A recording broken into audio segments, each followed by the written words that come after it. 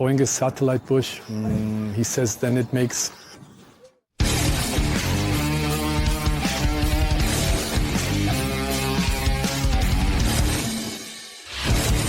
Hello and welcome to a new episode of ReptilTV. My intro animal for you, a Corallus caninus green tree boa. I'm holding him a bit carefully now, because they can be a little nasty sometimes. I didn't want to pull him off his perch. I wanted to let him hang a bit, but I have to make sure he doesn't bite me in the face. A beautiful caninus or a great terrarium animal. At first glance they look like green tree pythons. I would say that the caninus are a bit more difficult to keep. On one hand, they do get a bit bigger. They can be a bit more aggressive in temperament sometimes. 1,000, although that works too if you handle them regularly. At least during the day you can handle them quite well. When they bite, it hurts. They really have long teeth. In the wild, they are bird eaters. When they bite, you really bleed quite a bit. Very beautiful animal, a lot of white in it. In recent years, it's really been hard to get them. So also in terms of value. So in the past you could get caninus for about 300 to 400 euros for hatchlings. By now they have definitely become much more expensive because there are just so few of them. Beautiful animals. Today, as an intro animal for you, we have a great caninus male. At the beginning of the breeding season this year we already had some breeding room news. Now we are at the end of the breeding season. So looking back, here are a few breeding room updates for you up front. The season is always different from what you might expect. So 1,000, if you're breeding yourself, depending on whether I have one or two females, it might not be that bad, but the more I breed, my experience is that it always goes differently than you expect. So you breed, you have something where you think something really great is definitely going to come out of this, and you look forward to it, and then sometimes there's a disappointment and you end up with something that maybe you're not so enthusiastic about, and then something special might come out of it. Or you have pairings where you, for example, head with head or double head with double head, where you don't expect much and then suddenly something great comes out. So in this case as well, so my best clutch was a double head pairing. That was a double head sunset ultramale with a double head sunset ultramale. So double head with double head 1,000, and the chance is 1 in 16 to get what you want. Like in this case, the sunset ultramale. I was lucky that not only was it 1 in 16, but from these, I think there were 6 or 7 eggs, 2 ultramale sunsets hatched. So that was definitely my best clutch. For one, the animals are beautiful, and they are still quite rare. We bred the first one last year. That was a world first last year. I don't know if anyone else is breeding sunset ultramales besides us, but with this clutch, we really got lucky. These two came out, and that's really something special. I would call that my best clutch of the season. Let's stick with a similar pairing. I've been trying to breed albino sunsets. I believe the one in my left hand is an albino sunset. It has orange and prominent eye spots, typical of sunsets. It contrasts white and yellow, so I'm sure it's an albino sunset, while the right one is an albino without sunset. It's not a huge success. I ended up getting quite a few babies out of this pairing, and there was nothing that at first glance I would say, oh look, that's an albino sunset. Here I have 2 animals from this pairing or from these double head albino sunset pairings. I would believe and think that the one in my left hand must be an albino sunset. For one, it has quite a bit of orange in it, which you often see in albinos. It has these eyes in the saddle spots, which you always see prominently in sunsets. So compared to this one here, which has smaller spots, this one has really big spots. You can see that well in the sunset, these large eye spots in the saddle spots. Yeah, it has a great contrast of white and yellow. So I'm pretty sure that the one in my left hand is an albino sunset and the one in my right hand is an albino without sunset. Now, it's not a huge success that probably the whole world will want to start breeding albino sunsets now. We can agree on that. It's a beautiful albino, but to see the sunset, I really have to look 2 or 3 times. Yeah, it's like with other things like albino cinnamons or various albinos that exist. If you have to look 2 or 3 times or are ultimately not even sure, then maybe it doesn't make much sense to breed them or to breed them in such a spectacular way. So that was actually more of a little disappointment this year, that I probably bred an albino sunset, but that it's not as colorfully spectacular as I had hoped. It's not a huge success that the whole world will probably want to start breeding albino sunsets now.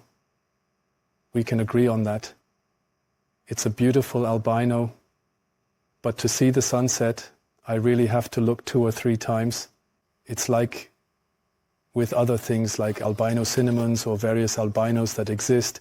If you have to look 2 or 3 times or are ultimately not even sure, then maybe it doesn't make much sense to breed them or to breed them in such a spectacular way. So that was actually more of a little disappointment this year, that I probably bred an albino sunset, but it's not as colorfully spectacular as I had hoped. Now, just a little follow-up a few weeks later after the footage. Wanted to wait for this because I knew I had another clutch. So a clutch of double head albino sunset to double head albino sunset. First of all, a beautiful and mesmerizing sunset came out. 1,000. Here we have the pretty lady, who is also freshly shed, but another animal came out. At first I thought, what should I make of this in the egg, because I was really convinced that the albino sunset wouldn't be as spectacular as hoped or wouldn't look as expected. And indeed in the clutch there was this animal, this pretty one. Let me take it out here. I don't want to disturb it too much. As you can easily tell by the eyes, it's an albino, but it's quite different from the animal I told you about earlier, which I thought would be the albino sunset. It wasn't, so this is probably an albino head sunset or whatever, because the albino sunset is this pretty little creature, or this pretty girl here. I just hope that the light doesn't distort the colors. Let's quickly go into the daylight with you and the animal so you can see its original colors. It's a yellowish animal, or yellow-orange, with really beautiful red-orange stripes. I would almost bet that this animal still needs to shed properly. Well, it has just shed, but I mean it still has to grow. There are some king snakes that only really look beautiful when they reach 200 to 300 grams. I can imagine that this is the case here too. Let's let the animal feed nicely. I'll keep you updated, so stay with us in the breeding. We really need to keep something like this for ourselves first. So much for a little follow-up. The albino sunset looks amazing, and here you saw it live. Just a quick anecdote or two about my sunset pairing this year. So far, I've bred 8 sunsets this year, including this sunset Ultramel, but I haven't counted the albino sunset in that. So, in total there are 8 sunsets. And with such rare things like the sunset, you always wish for a male, because a male is worth more and is, of course, more interesting for breeding. I can breed with it earlier, so I really want males. Can you believe that out of the 8 sunsets I have this year, there isn't a single male among them? The Ultramel sunsets we saw earlier are 2 females, and all the other sunsets, they're all females. If you calculate it mathematically, the chance is 1 in 265. So if I have one animal, the chance of getting a male is 1 in 2, 50-50. If I have 2 animals, the chance is 1 in 4. If I have 3 animals, it's 1 in 6, and so on. And if I have 8 animals, the chance is 1 in 265. Well, you really can't have that much bad luck 1 in 265 that you get female, female, female, female. But that's just how it is with breeding. It always turns out differently than you think. But now let's talk about a few other highlights from this year. On one hand, we have I've done quite a bit with champagne again. In recent years, the champagnes have almost faded a bit, not completely, but maybe they haven't been given the attention they really deserve. So champagne is really incredibly interesting and also so incredibly versatile. So here I have, as an example, this is champagne cinnamon, and then the highway is probably involved as well. So champagne, cinnamon, possibly highway is what I have here. So the cinnamon makes it very dark, and the highway probably creates the stripe pattern. I find it quite spectacular. Similar in my hand, here I have a champagne, super gravel or champagne highway. One of the two, I'm not sure. Champagne super gravel, champagne highway. And the third champagne story is ultra flower champagne. I just need to take another look. No, not ultra flower, banana, champagne, cinnamon, banana, champagne, and cinnamon make these pretty little guys here. So 3 times champagne, but 3 completely different directions. Here, orange with a lot of pattern. Here with the highway or super gravel, it's more of the striped, very light. And here with the cinnamon mixed in, it's very dark. So I think there are 3 really great champagne combos. You can see that champagne, there are really still 1,000 morts, many new interesting things that are possible and can be cultivated. Then let's do a bit more of a quick run through 5 beautiful highlights this year. Here we have a paradox pewter, so actually just pewter, cinnamon, pastel. The whole thing is a paradox. The Crawley is probably still a bit involved in this. Maybe the Crawley has spruced this story up a bit. So I'm a fan of paradoxes, which is why I really liked it a lot.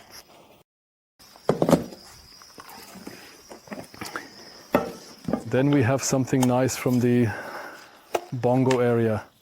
Those of you in the know will know that Bongo breeding has been going on for years.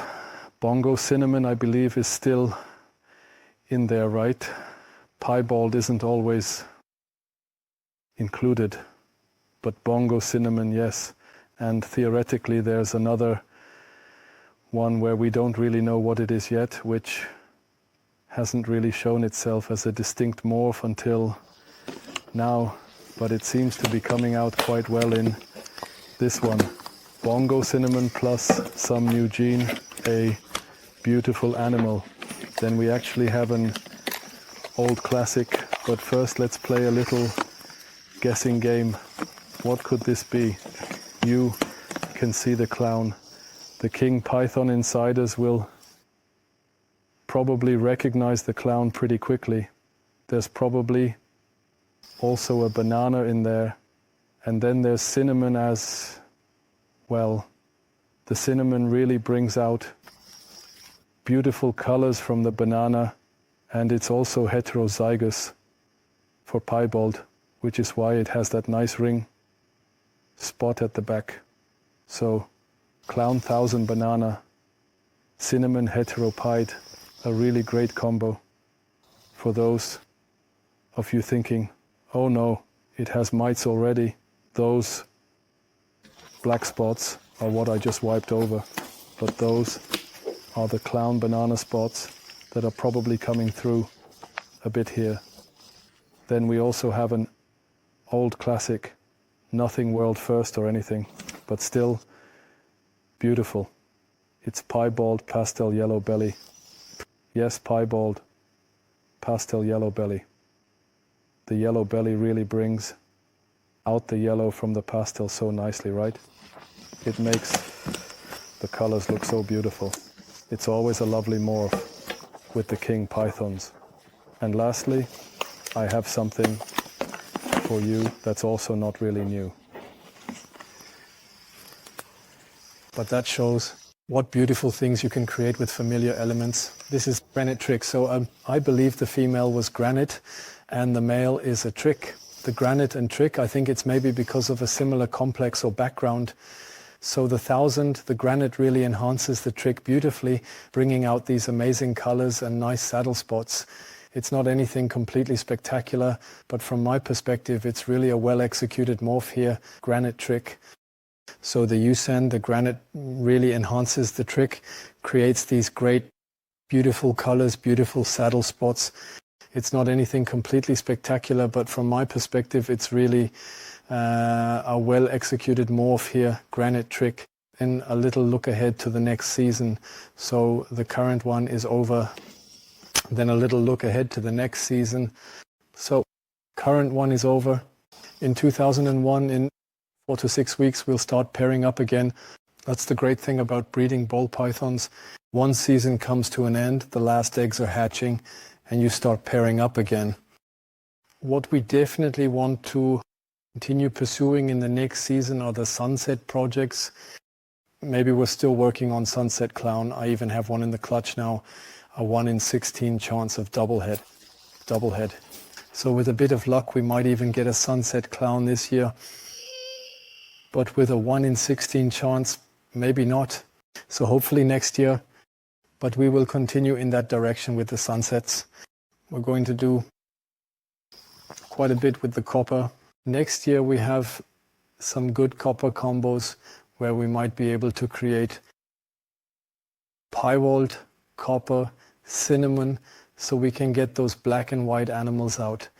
That's definitely a project for next year. I've already shown you the semi-black. This is what he looks like now. He just ate, so I don't want to pull him out of his little container right now. Unfortunately, we fed him this morning, my colleague did. I want to leave him alone for a bit, but I just wanted to quickly show him to you how well he has developed this year. Unfortunately, he's still too small for breeding. We won't be able to do anything or try anything in that direction. But we will definitely continue to pursue the black theme. We'll be doing quite a bit with patternless next season. Yeah, those are the things that come to mind right off the bat. So it remains exciting. So personally, I haven't lost any of the fun in breeding ball pythons.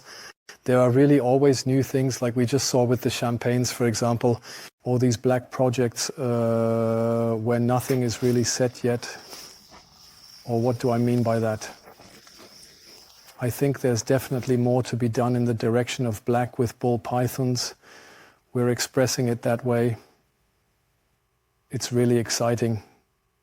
You'll always find out. So subscribe to ReptilTV and you'll always be up to date on what's happening in our breeding.